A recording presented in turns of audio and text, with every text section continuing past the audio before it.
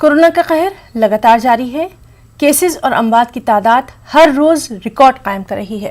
کانگریس کے senior leader اور دہلی کے سابق وزیر ڈاکٹر AK والیہ کا بھی کورونا سے انتقال ہو گیا. والیہ کچھ وقت پہلے ہی کورونا پازیٹیو پائے گئے تھے. ڈاکٹر AK والیہ کا پورا نام ڈاکٹر اشوک کمار والیہ تھا.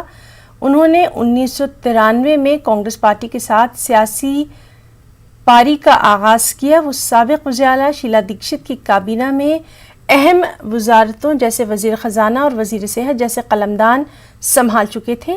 وہ سابق وزیر اعلیٰ شیلا دیکشت کی کابینہ میں دوسرے نمبر کے رہنما تھے.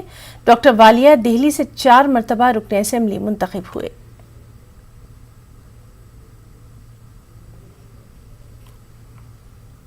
وہیں سیتارام یچوری کے بڑے بیٹے آشیش یچوری کا بھی انتقال ہو گیا. وہ بھی کورونا پازیٹیو پائے گئے.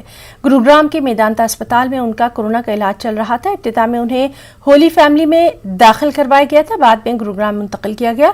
سیتارام یچوری نے اپنے بیٹے آشیش یچوری کے انتقال کی خبر ٹویٹ کر کے دی.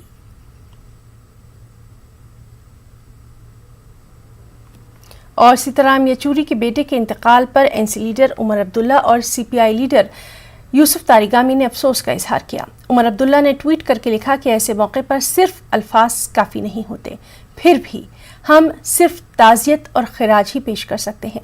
وہیں CPIM لیڈر تاریگامی نے ٹویٹ کر کے کہا کہ بہت ہی افسوسناک واقعہ ہے. تاریگامی نے آشیش یچوری کے اہل خانہ کو تعزیت پیش کی اور اس موقع پر سیتارام یچوری سے مخاطب ہوتے ہوئے صبر اور ہمت سے کام لینے کی تلقین کی.